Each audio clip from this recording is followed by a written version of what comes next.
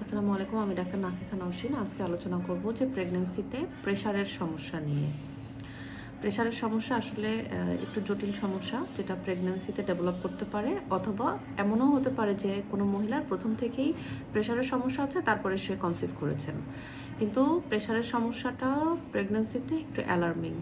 এটা আমাদেরকে অবশ্যই একটু হাই রিস্ক ফ্যাক্টর বা হাই রিস্ক মাদার হিসাবে বিবেচনা করতে হবে। তো প্রেগন্যান্সিতে প্রেশারের কারণে একটি মানে মারাত্মক রোগ হতে পারে, সেটা হচ্ছে প্রি এক্লাম্পসিয়া বা এক্লাম্পসিয়া, যেটা বলে গর্ভাবস্থায় খিঁচুনি। গর্ভাবস্থায় যদি খিঁচুনি হয় তাহলে সেটা মাতৃমৃত্যুর অন্যতম একটা কারণ। পুরো পৃথিবীতে মাতৃমৃত্যুর অন্যতম একটি কারণ হচ্ছে এক্লাম্পসিয়া। তো এটা নিয়ে আমাদেরকে প্রথম থেকে একটু সচেতন থাকতে হবে যে কি ধরনের প্রেগন্যান্সিকে আমরা হাই রিস্ক প্রেগন্যান্সি হিসাবে মার্ক করব, এবং আমাদেরকে কি কি এক্সট্রা সচেতনতা মেনে চলতে হবে সেগুলো একটু আমাদের মাথায় রাখতে হবে। যেমন যে সব মায়েরা, এখানে কিছু স্কোরিং আছে যাদেরকে আমরা হাই রিস্ক ফ্যাক্টর বা হাই রিস্ক প্রেগন্যান্সি হিসাবে মার্ক করি, মানে প্রেশারের জন্য বা হাইপারটেনসিভ ডিসঅর্ডার তার হতে পারে, বা প্রি এক্লাম্পসিয়া হতে পারে। এই ধরনের কিছু ক্যাটাগরি আছে, তাদের মধ্যে অন্যতম হচ্ছে যারা 35 বছরের উপরে কনসিভ করছেন বা 19 বছরের নিচে, তাদের প্রেশারের যে সমস্যা, এটা ঝুঁকি থাকতে পারে। গর্ভ অবস্থায় যদি কোনো মায়ের এনিমিয়া থাকে, রক্তশূন্যতা, তাহলে তার এই ধরনের সমস্যা হতে পারে। তারপরে একের অধিক বাচ্চা, তারপরে আপনার পলিসিস্টিক ওভারি, প্রেগন্যান্সিতে এক্সেসিভ ওয়েট গেন, শরীরে পানি আসা, যদি তার প্রিভিয়াসলি ক্রনিক কোনো ভাস্কুলার ডিজিজ থেকে থাকে, সেক্ষেত্রে প্রেগন্যান্সিতে হাইপার থাইরয়েডিজম, থাইরয়েডের সমস্যা বা হাইপোথাইরয়েডিজম, দেন কোনো ব্যক্তি যদি আইভিএফ এর মাধ্যমে কনসিভ করে, তাহলে সেক্ষেত্রে সেই ধরনের প্রেগন্যান্সি, এরকম আরও কিছু আছে।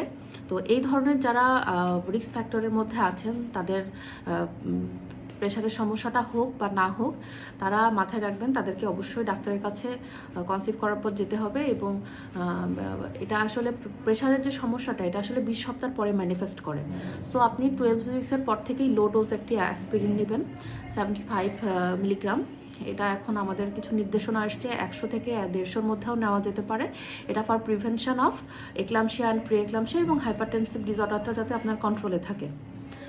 আমি এমন কিছু রোগী পেয়েছি লাস্ট 6 মান্থে, যার পুরো প্রেগন্যান্সিতে কোনো প্রেশারের সমস্যা ছিল না। আফটার ডেলিভারি বা আফটার সিজারিয়ান সেকশন 2 বা 3 দিন পরে তার প্রেশারের এরকমভাবে সমস্যা হয়ে খিঁচুনি শুরু হয়ে গেছে, মানে এক্লাম্পসিয়া। মাথায় রাখবেন, যাদের এক্লাম্পসিয়া বা প্রি এক্লাম্পসিয়া থাকে বা গর্ভাবস্থায় প্রেশারের সমস্যা থাকে, তাদের কিন্তু ডেলিভারির 45 দিন পর্যন্ত একটা রিস্ক থাকে এক্লাম্পসিয়া বা প্রি এক্লাম্পসিয়া হওয়া। সো এই জিনিসটাও মাথায় রাখতে হবে যে আমার এই টাইমটাতেও যদি কখনো ঘাড় ফেটে যায়, আপনার ব্লারিং অফ ভিশন, মানে আপনি ঝাপসা দেখেন চোখে, বা এই ইপিগ্যাস্ট্রিক রিজিয়ন, পেটের উপরিভাগে ব্যথা হচ্ছে এবং খিঁচুনি শুরু হচ্ছে, আপনি দ্রুত নিকটস্থ যে সদর হাসপাতাল আছে এবং গাইনোকোলজিস্ট আছে তার সাথে যোগাযোগ করবেন এবং সেটা ম্যানেজ করতে হবে।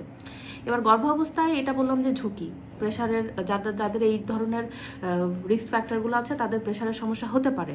যার প্রেশারের সমস্যাটা হয়ে গেছে, যে প্রেশার হাই, মানে তার সিস্টোলিক প্রেশার 140-এর উপরে এবং ডায়াস্টোলিক যে প্রেশার, নিচের যে প্রেশারটা, সেটা হচ্ছে 85 বা 90-এর উপরে, তাহলে আপনি অবশ্যই ডাক্তারের শরণাপন্ন হবেন। এবং ডাক্তার সাহেব অবশ্যই আপনাকে একটি অ্যান্টি হাইপারটেনসিভ, যেটা প্রেগনেন্সিতে সুইটেবল, এই ধরনের মেডিসিন আপনাকে দিবে। এবং সেটা তো অবশ্যই মাথায় রাখতে হবে। এবং দয়া করে প্রত্যেক মাসে একটি অ্যান্টিনেটাল চেক আপ দেওয়ার চেষ্টা করবেন। এগুলা হচ্ছে হাই রিস্ক প্রেগনেন্সি, বিশেষ করে শেষের দিকে যেয়ে কিন্তু এগুলা অনেক কমপ্লিকেশন অ্যারাইজ করে। প্রি এক্লাম্পসিয়া যদি কমপ্লিকেশন অনুযায়ী বেশি বেড়ে যায় বা এক্লাম্পসিয়া হয়, তাহলে কিন্তু আমাদের মায়ের জীবন বাঁচানোর জন্য, প্রেগনেন্সি টার্মিনেশনের জন্য আমাদের প্রস্তুতি নিতে হয়। আমরা হয়তো বা কর্টিকোস্টেরয়েড দিয়ে বাচ্চাকে উঠাই নেওয়া লাগতে পারে। সো সেক্ষেত্রে এটা অত্যন্ত ঝুঁকিপূর্ণ একটি সমস্যা। এবং এই এক্লাম্পসিয়ার কারণে প্রতি বছর পুরো পৃথিবীতে প্রচুর মা মারা যান, গর্ভস্থ বাচ্চা মারা যান। যাদের এক্লাম্পসিয়া থাকে বা প্রেগনেন্সিতে প্রেশারের সমস্যা থাকে, তাদের বাচ্চারা কিন্তু গ্রোথ কম হয় এবং তাদের আইইউজিআর থাকে, এবং বাচ্চা প্রিম্যাচিউরলি ডেলিভারিও হয়ে যেতে পারে। আবার আরেকটা জিনিস যে আমরা বললাম যে আমরা 12 সপ্তাহ থেকে লো ডোজ অ্যাসপিরিন শুরু করে দেবো 8 মাস বা 34 সপ্তাহ পর্যন্ত।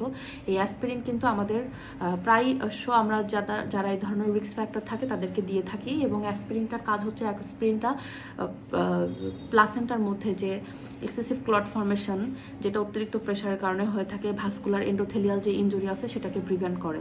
এটাকে প্রিভেন্ট করলেও দেখা যাচ্ছে আমরা অনেকটা মাতৃ যে মৃত্যু বা মাতৃর যে একটা স্বাস্থ্য ব্যবস্থা মেনটেন এটা করতে পারি। তো অবশ্যই প্রেশারের যে সমস্যা এটাকে হালকাভাবে নেবেন না, আর অবশ্যই অ্যান্টিনেটাল চেক আপ দিবেন, কারণ চেক আপে কিন্তু আমরা মায়ের যে ওজন, তারপরে আপনার মায়ের যে স্বাস্থ্য পরীক্ষা, এগুলো সব ভালোভাবে করি।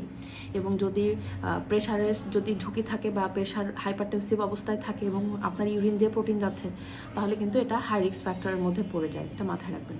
ধন্যবাদ সবাইকে।